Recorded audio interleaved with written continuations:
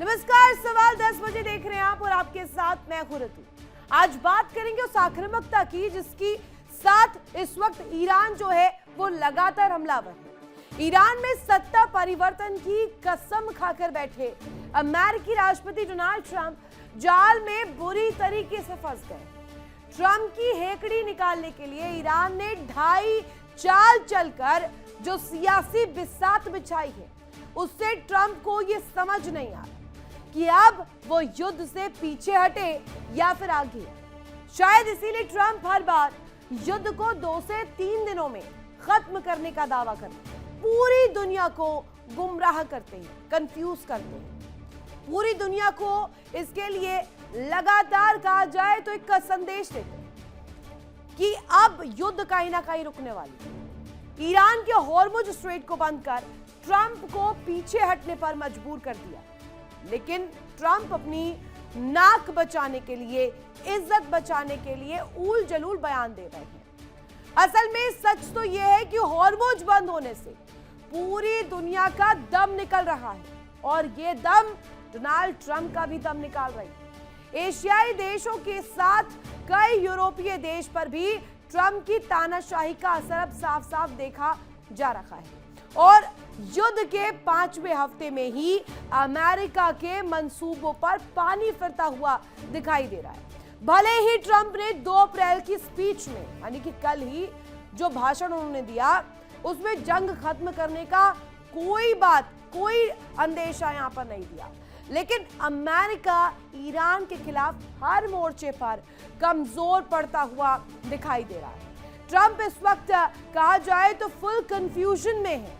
कभी वो कहते हैं कि अमेरिका ने अपनी लक्ष्य हासिल कर लिए, तो कभी कहते हैं कि टारगेट पूरा होने तक ऑपरेशन एपिक फ्यूरी जारी रहेगा। इससे लगता है कि ट्रंप खुद ही कंफ्यूज है और ट्रंप खुद ये नहीं समझ पा रहे हैं कि उनका लक्ष्य क्या है। और ईरान पर हमला करने की वजह कहीं ऐसा तो नहीं है कि इजराइल के साथ दोस्ती निभाने के चक्कर में अमेरिका खामखा युद्ध में कूद पड़ा।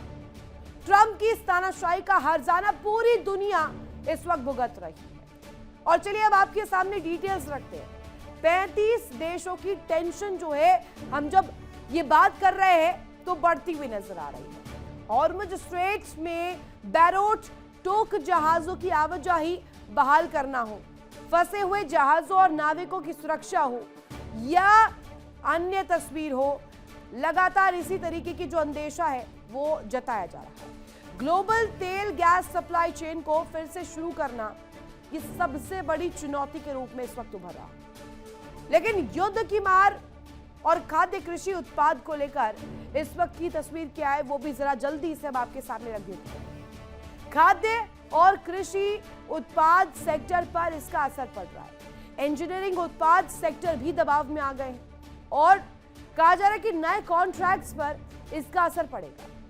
रत्न और आभूषण उद्योग प्रभावित होने वाले हैं, यानी कि जेम का जो मार्केट है वो कोलैप्स होने की सिचुएशन में है।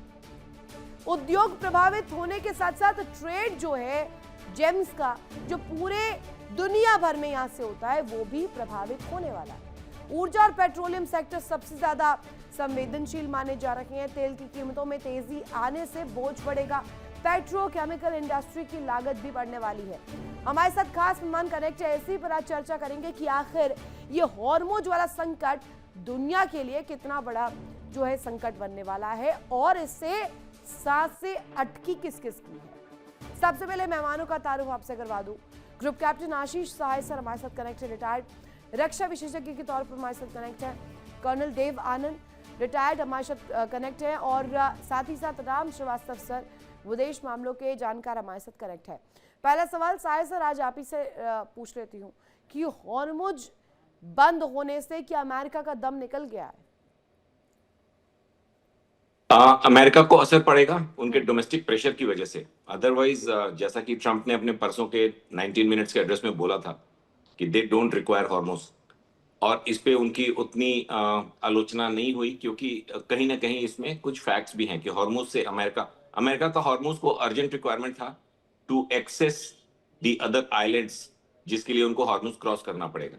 कहीं ना कहीं उनकी प्लानिंग में इस चीज को फैक्टर किया गया होगा। मैं ये नहीं कहूंगा कि वो भूल गए, that be a tactical blunder, लेकिन उनकी जो ये एम्फीबियस फॉर्मेशंस हैं उनको खार्ज पे या दूसरे कुछ क्रिटिकल आइलैंड्स पे पहुंचने के लिए हॉर्मुज के थ्रू जाना पड़ेगा।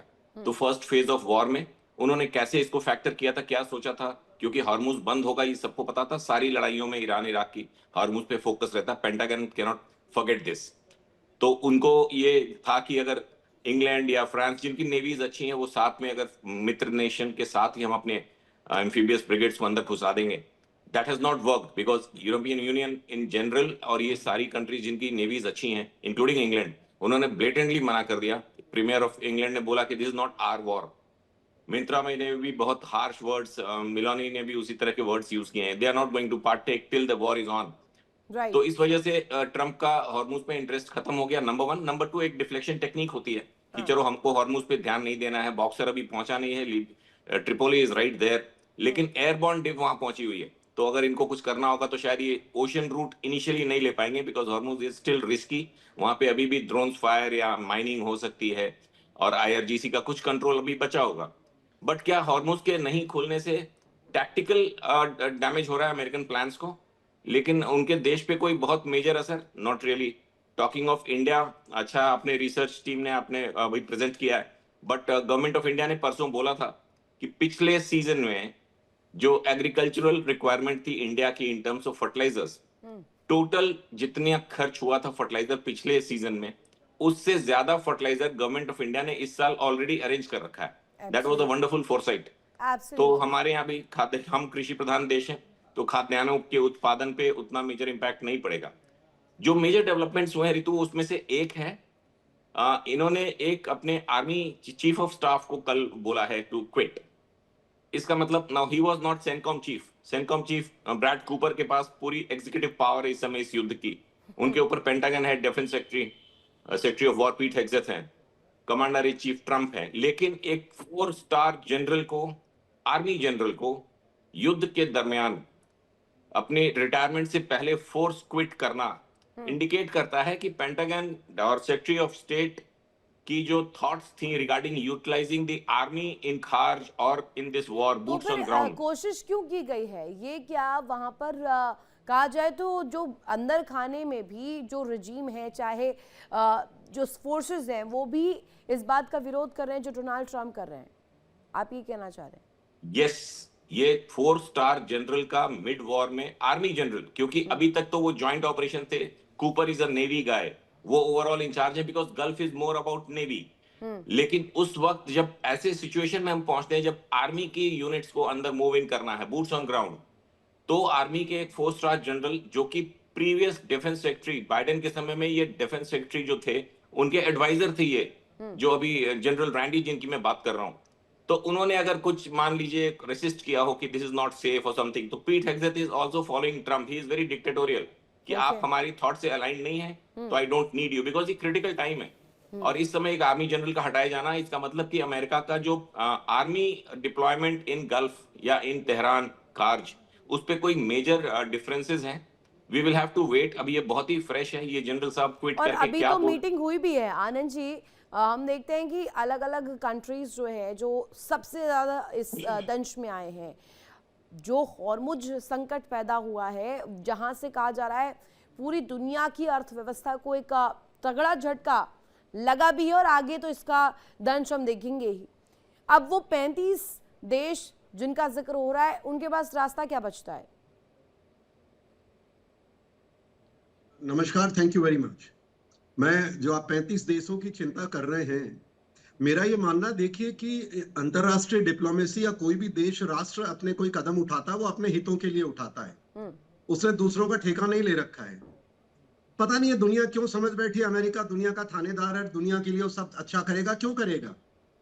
और क्यों भारत करेगा किसी के लिए? क्यों 35 देश करेंगे? एब्सोल्युटली, हाँ। यहाँ जो एक नैरेटिव चल रहा है कि अमेरिका हार गया और भारत में बड़ी दुविधा आ रही है, गैस की लाइन लग रही है, लोग बाग बहुत तंग है। बिल्कुल आपकी बात सत्य है, मैं मानता हूं।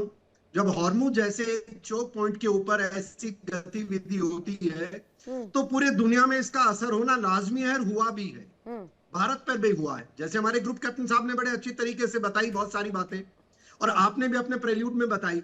पर मैं यहाँ एक जो दिक्कत का सवाल कर रहा हूं, ट्रंप क्या बोल रहा है क्या नहीं बोल रहा है वो उसकी मर्जी है, पर 2 मिनट सामान्य आदमी, मैं सेना का कोई, मैंने भारतीय सेना का नेतृत्व नहीं किया, पर मैं ये मानता हूं रीजनेबली, मैं उस पद पे रहा हूं जहां मैं समझता हूं कि सैन्य गतिविधि कैसे चलती है या कोई भी गतिविधि। पहली बात यह है कि अगर अगर अमेरिका युद्ध में कूदा है तो आई एम वेरी श्योर वो हमारे लिए नहीं कूदा है, ना ईरान के लिए कूदा है, उसके अपने इंटरेस्ट थे। और ये जो लोग बातें करते हैं जिनको मैं मानता हूं, उनको एक कहावत है, मैं राजस्थान का रहने वाला हूं, अधगत घगरी छलकत जाए। जिसको पूरा ज्ञान नहीं होता वो ऐसे बातें उठा करके वो एक नरेटिव तो बना देते अधकल हैं। गगरी है अरे साहब किसकी एक फिर? बात बताओ, आनंद जी, अधकल मैं गगरी कहाँ से आ रही है? ये जी मैं भ्रम उसी कौन पे फैला रहा है?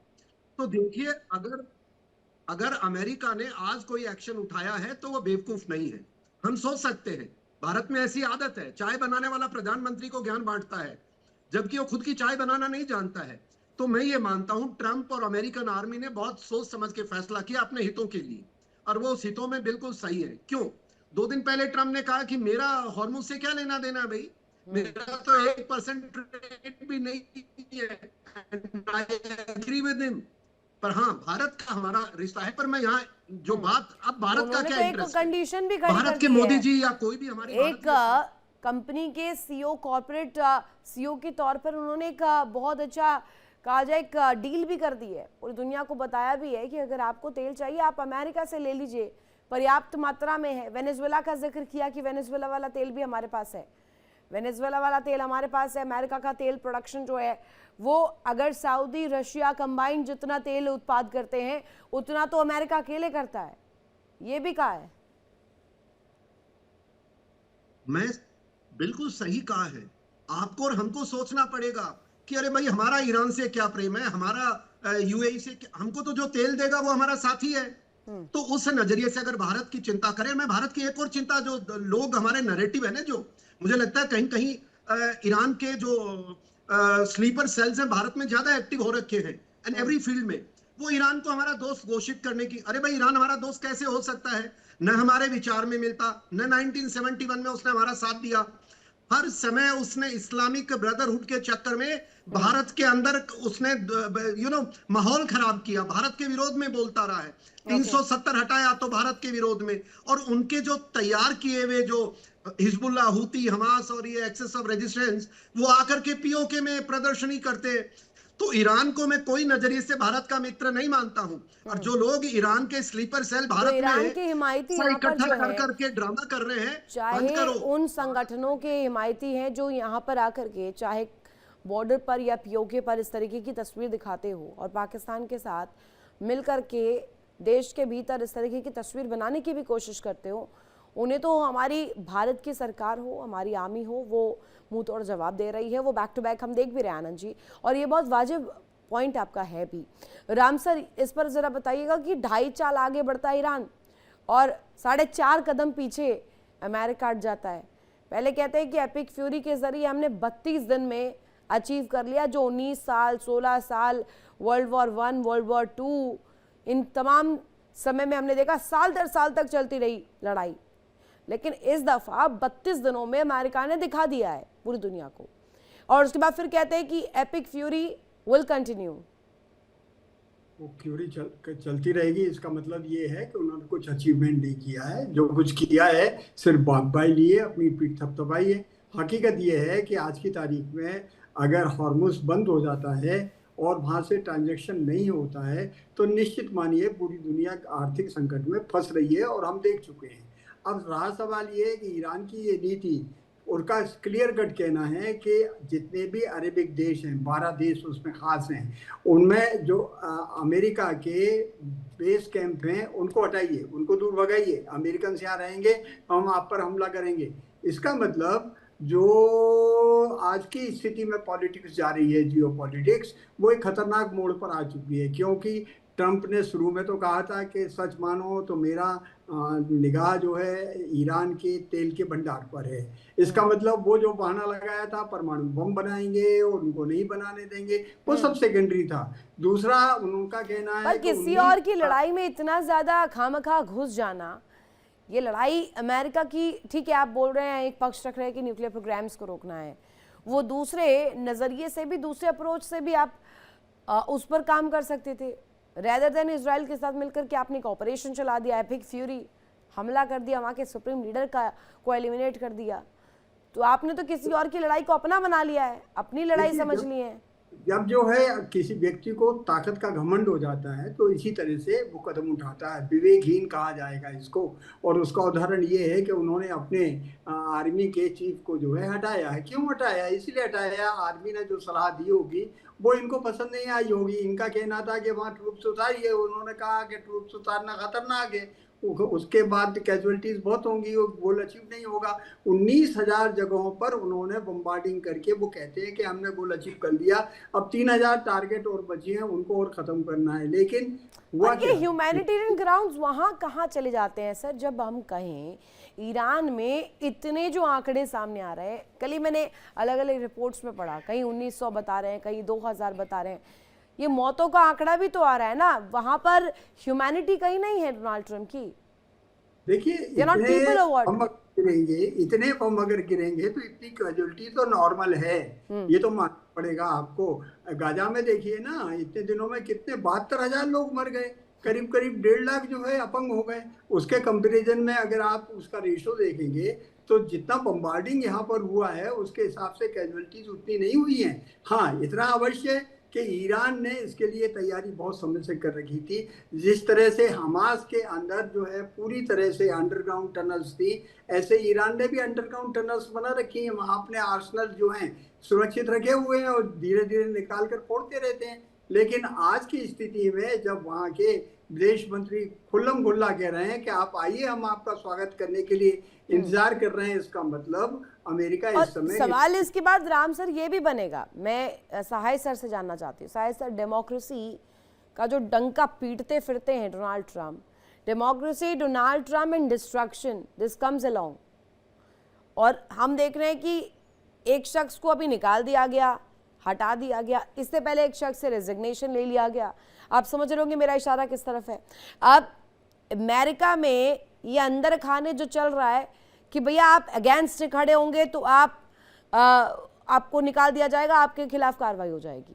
ये डिस्ट्रक्शन देश के भीतर भी तो हो रहा है, चाहे आप साइकोलॉजिकल तौर पर कहें, आप वीक तो पड़ ही गए। ऋतु, अमेरिका का एक गवर्नेंस मॉडल था जिसमें of late in the last, I can relate to last 3 decades, जिसमें there was a lot of interference of the intelligence agencies and the media, mainstream media America की। They were calling the shots for the last 30 years. American president, despite being the chief executive, was heavily influenced. वो उनके ऊपर बहुत ज्यादा ये पड़ता था, pressure पड़ता था कि जो CIA कह रहा है आपको वही करना है। जो मीडिया ने एक एनालिसिस डाल दी उसी पे पेंटागन फॉलो करेगा, उसी पे प्रोग्राम्स बनाएगा। तो अमेरिकन प्रेसिडेंट्स ने पिछले 4-5, इंक्लूडिंग ये बाइडेन साहब या उसके पहले जितने 2-3 प्रेसिडेंट्स, इन सब ने एकदम बो डाउन किया हुआ था वहां की इंटेलिजेंस और वहां की मीडिया पे। अब ये डिक्टेटर टाइप का एक इंसान आया है जो कि ना मीडिया की सुनता है और ना ही वहां के इंटेलिजेंस एजेंसी को कुछ भी समझता है, उनकी कोई ब्रीफिंग, कोई इनपुट्स वो नहीं लेता है। सर, देश के भीतर इंटेलिजेंस को नहीं समझ रहा, देश के भीतर विपक्ष को नहीं समझ रहा, देश के भीतर बड़े बड़े जो मिलिट्री एक्सपर्ट्स हैं उनको नहीं समझ रहा, तो समझेगा किसको? अंतर्राष्ट्रीय कानून को तो वैसे ही धता बताता है। नहीं, वो नॉट ओनली दिस, तो वो they are heading for a very major civil showdown. ये जो 90 लाख की जो भी वो हुई थी ना प्रोटेस्ट, और ये धीरे धीरे बढ़ रही है। उनकी जुडिशरी में बहुत ज्यादा रिसेंटमेंट है, बहुत ज्यादा उनकी मीडिया में प्रॉब्लम है, इंटेलिजेंस एंड काउंटर इंटेलिजेंस। वो जोसेफ ने वो वहां से काउंटर इंटेलिजेंस के चीफ ने रिजाइन कर दिया। अब आपने एक 4 स्टार जनरल को हटा दिया अनसेरेमोनियसली। तो internal conflict, internal civil disturbances America में बिकॉज ऑफ ट्रम्प बहुत ज्यादा बढ़ रहे हैं। But does it bother me as an Indian? No. इनका जो ईरान एग्रेशन है ऋतु, उसमें Iran, Hezbollah, Hamas coming to Pakistan, ये जो एक आर्क बन रहा था, इसको काफी डिग्रेड कर देगा ये एग्रेशन अमेरिका का। तो I am looking at it from that point of view, objective. पर अगर ये कहें, एक एक्सपर्ट हैं जिनसे मेरी बातचीत हो रही थी बैक ऑफ द कैमरा, वो ये बता रहे थे मुझे कि भारत के लिए भी डोनाल्ड ट्रंप का जो रवैया है दैट्स नॉट वेरी सॉफ्ट और वेरी एग्जीक्यूटिव, वो भी अलग अंदाज में जा रहा है, तो वो हमारे लिए भी ठीक है अगर ये बैकलैश आ रहा है तो। जितना अमेरिका वीक होगा उतना इंडिया स्ट्रांग होगा। एक बात आप समझें आपके दर्शकों के लिए, ये अमेरिका जो बार बार पाकिस्तान को सपोर्ट करता है ना, इसके बैकग्राउंड में सिर्फ इंडिया का सक्सेस है। They treat India as a threat, as a economic threat, as a world power, और उनको इस इशू को बैलेंस आउट करने के लिए सिर्फ एक चीज दिखती है, पाकिस्तान को प्रमोट करो। ये आज से नहीं है, ये सिर्फ ट्रम्प के समय से नहीं है। तो वी नो दैट अमेरिका किस पर्सपेक्टिव पर आप कह रहे हैं कि अगर अमेरिका वीक होगा विल ग्रो स्ट्रॉन्गर, ये ठीक है, बट वो पर्सपेक्टिव क्या डिप्लोमेसी के टर्म्स में आएगा या हमारे बिजनेस बैकग्राउंड से अगर हम देखें इंपोर्ट एक्सपोर्ट ये सभी हमारा फ्लरिश होगा? इकोनॉमी, ग्रोथ एंड मार्केट तीनों चीजें रिलेटेड हैं। जितनी चाइनीज कंपनी चाइनीज मिसमैनेजमेंट से या ओवर कंट्रोल से, अमेरिकन करप्शन से, जितनी ग्लोबल कंपनीज, चाहे वो माइक्रोसॉफ्ट हो, एनवीडिया हो, सैमसंग हो, जापानीज कंपनी सोनी, जितने आपके ये सॉफ्टवेयर कंपनीज इंडिया में आएंगी, चाहे वो गुड़गांव में, नोएडा में, बैंगलोर में, Pune, Chandigarh, this is at the cost of America, because America में labour is very heavily paid, unlike India, unlike China. तो ये अमेरिका का लॉस होता है। और तो आप ये कह रहे हैं कि यहाँ पे एम्प्लॉयमेंट भी आएगा, यहाँ पर बाजार को भी दुरुस्त करेगा, और ये साथ ही साथ हमारी छवि जो है, हमारा दमखम पूरी दुनिया में वर्ल्ड ऑर्डर में बदलता हुआ भी नजर आएगा। This is very appreciated also अगर ये पक्ष रखा जा रहा है। और अभी की टाइम में जो अभी 60 देश प्रेशर बना रहे हैं हॉर्मुज खोलने के लिए, राम सर ये जरा मुझे समझाइएगा, वो प्रेशर टैक्टिक्स क्या काम करेगी और डोनाल्ड ट्रंप क्या ये होने देंगे? क्योंकि वो अभी जो सिचुएशन है वो तो उनके फेवर में है, उनके हाथों, दोनों हाथों में लड्डू ही लड्डू है। आप देखिए हॉर्मुज खुलता है तो नहीं अमेरिका को फर्क पड़ेगा, नहीं खुलता तो भी फर्क नहीं पड़ेगा, तो भी उसका बाजार चलेगा। देखिए आप बैकग्राउंड देखिएगा अमेरिका का, पिछला बैकग्राउंड छोड़िए, ट्रम्प के टाइम का जो वहाँ हैपनिंग्स हो रही हैं, उन्होंने एक नारा दिया था, मेक अमेरिका ग्रेट अगेन। अब वो कितना सक्सेसफुल है ये अभी विचारणीय प्रश्न है, लेकिन उन्होंने जिस ढंग से वेनेजुएला के मादुरो को उठा कर ले आए थे, वो ये सोचे थे कि जिस तरह से उन्होंने वेनेजुएला में किया वैसा अगर ईरान में कर देंगे, वहाँ के लोगों को खत्म कर देंगे तो ये घुटने टेक देगा। और उनकी नज़र वहाँ के तेल पर थी, कोई एटॉमिक एनर्जी वगैरह पर नज़र नहीं थी। और आज की तारीख में वेनेजुएला का जितना भी तेल है अमेरिकन कंपनियां निकाल रही हैं, निकाल वेनेजुएलन के लोग। उसका तो जिक्र भी कर दिया है बीते दिन, जो उन्होंने प्रेस ब्रीफिंग दी उसमें कहा है कि अमेरिका का तो तेल है ही, वो मैन्युफैक्चरिंग तो है ही, हमारा वेनेजुएला का तेल कंबाइंड सऊदी और रशिया से ज्यादा है। हाँ ज्यादा है, बहुत ज्यादा है, लेकिन उसको वो फिल्टर आउट नहीं कर सकते, इसीलिए उन्होंने अंबानी की कंपनी को वहाँ इनवाइट किया अमेरिका में, $200 बिलियन का इन्वेस्टमेंट करके। वेनेजुएला के तेल में चूंकि सल्फर ज्यादा है, उसका जो फिल्ट्रेशन इतना इजी नहीं होता है, इसलिए वहाँ प्लांट लगाने वाले हैं। देखिए वो एक सेकंड मुद्दा है, पर यहाँ एक चीज अपनी जगह बिल्कुल फिक्स है कि ट्रंप जो है ना कभी स्टेटमेंट रहे थे, ना कभी पॉलिटिशियन रहे हैं, वो हमेशा से व्यापारी रहे हैं। वो हर चीज जो है व्यापार की नजर से देखते हैं, वो ये देखते हैं कि उनके देश को कितना फायदा है। डिपार्टमेंट ऑफ स्टेट क्या कर रहा है सर? यूएस का डिपार्टमेंट ऑफ स्टेट क्या कर रहा है? वो इसे ट्रेस नहीं कर पा रहा क्या? मोसाद, इजराइल, ये तमाम चीज तो पहले कह रहे थे कि इंटेल्स हर एक हलचल पर नजर, हैक कर लिया है सिस्टम को, वहाँ के सीसीटीवीज, तमाम चीजों को लेकर के तस्वीर है, सारे इनपुट्स है, तो वर्केबल नहीं है क्या वो अभी? देखिए वर्केबल तो अपनी जगह है, लेकिन जिसको फाइनल आदेश देना है उसकी मंशा क्या है वो इम्पोर्टेंट है। इम्पोर्टेंट क्या है? ट्रंप ने तो कह दिया कि हमने तो युद्ध जीत लिया, जबकि जीता मीता कुछ भी नहीं है। अब तो वो हमारे समझौता से वार्ता चल रही है। अरे समझौता जब वो मना कर रहे हैं, किससे समझौता होगा? पीड़ित लोगों। आखिरी सवाल, वक्त थोड़ा कम है। आनंद जी, अभी की सिचुएशन हम देखिए, फ्रांस का कॉल, कीर स्टारमर ब्रिटेन का कॉल और जॉर्जिया मेलोनी का कॉल, ये तो पुख्ता तौर पर सामने आए। इन्होंने अपनी स्पष्ट राय रखी है कि इस जंग में कम से कम वो लोग घुसेंगे नहीं, और इसराइल को लेकर मेलोनी तो एक बहुत सख्त कदम भी उठाया है। तो अब आप देखिए जो अपने एलाइज थे वो भी अब धीरे धीरे छिटक रहे हैं अमेरिका से। ये कैसी एक नई डिप्लोमेसी बन रही है? जी जी, देखिए अभी जहां तक अमेरिका और नाटो का ताल्लुक है, देखिए जिन यूरोपियन कंट्रीज की हम बातें कर रहे हैं वो नाटो के अंतर्गत इनसे जुड़े हुए। अगर हमें पुराना टेन्योर याद हो ट्रंप का, तो उन्होंने बहुत साफ कहा था कि भी पैसा देना शुरू करो, मैंने ठेका नहीं लिया आपका कि तुम्हारे लिए पैसा भी खर्च करूं, मेरे आदमी भी खर्च करूं। वही उनका ऐसों का तो जिक्र साउथ वेस्ट धमकी के एशिया तौर में पर था। तो कई दफा दिया अब आनंद जिस सर। प्रकार से हाँ। ट्रंप ने ये क्लियर कर दिया है, और मुझे लगता है कि ट्रंप और अमेरिका की पॉलिसी बहुत क्लियर है कि वो अब नाटो से दूर जा रहे हैं, नाटो में उनकी कोई दिलचस्पी नहीं है। उन्होंने वैसे भी साथ नहीं दिया और वो कह रहा है मुझे नहीं चाहिए, राइटली सो, क्योंकि देखिए जख्मों ट्रंप पर और ने नमक अपने डाल मुद्दों दिया है का- ये हॉर्मुज वाले कंडीशन ने, मुझे ऐसा लगता है। और इसके बाद तो डेफिनेटली नाटो को लेकर कॉल अमेरिका का रहेगा ही। बहुत शुक्रिया, आप तीनों मेहमान मेरे साथ कनेक्ट हुए और अपना अपना पक्ष रखा। और हॉर्मुज को लेकर जिस तरीके से हम स्थिति देख रहे हैं इस वक्त, जो नजर आ रही है वो क्या हकीकत है, और आगे भविष्य में क्या हॉर्मुज खुलता है तो इससे फायदा उन देशों को पहुंचेगा जो आस लगाए, टकटकी लगाए, इस वक्त वेट कर रहे हैं कि हॉर्मुज खुले और जो दुनिया भर की सांसें अटकी है वो थोड़ी सी नर्म पड़े। फिलहाल इस खास बुलेटिन में बस इतना ही, रुकेंगे बहुत छोटे से ब्रेक के लिए। इंडिया डेली अब आपके स्मार्ट टीवी पर मौजूद है। देखिए इंडिया डेली 24/7 अब आपके स्मार्ट टीवी पर। इंडिया डेली मौजूद है सभी डिजिटल प्लेटफॉर्म पर लाइव और लगातार। इंडिया डेली 24/7 हर दिन राष्ट्र को समर्पित।